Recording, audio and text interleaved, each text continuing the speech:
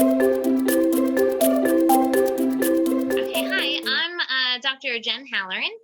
I am currently an assistant professor in ruminant medicine here at NC State, and I started just at the end of November, but I guess my past year is a little interesting.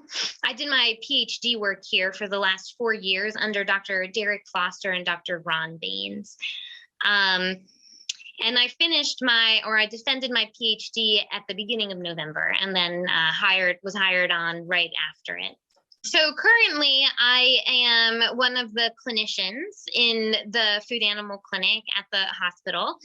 So a good portion of my time here is spent working on clinics and educating the veterinary students, providing didactic lectures, laboratory, or doing in-clinic things on the clinic floor.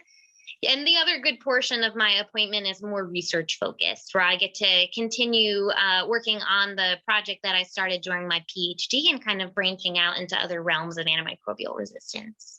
Under Dr. Foster and Dr. Baines, it's kind of a marriage between microbiology and pharmacology, where we're really interested in looking at the gastrointestinal pharmacokinetics of different drugs used in food animal practice and seeing how they influence the gastrointestinal microbiome and antimicrobial resistance profiles of enteric bacteria. So during my PhD, we looked at two different drugs, danafloxacin and fluorophenical, two common antimicrobials used in veterinary medicine. And we assessed the gastrointestinal pharmacokinetics and then observed how the presence of those drugs in the gastrointestinal tract influenced different antimicrobial resistance profiles. The idea is that at the end of a drug residue withdrawal interval, we really want to correlate that time period with the number of resistance genes that are present.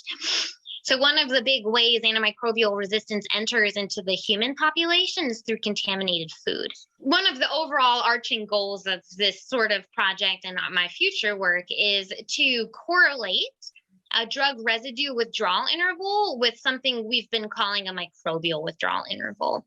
So a drug residue withdrawal interval is a period of time after an antibiotic has been given that the food is going to be able to be safely consumed by the human population. There's very small levels of drug present in that animal byproduct.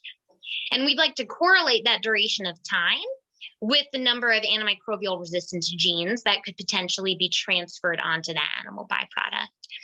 So a microbial withdrawal time can be thought of as a duration of time after an antibiotic has been administered, when there'd be a decreased probability of transmitting those antimicrobial genes on the animal byproduct.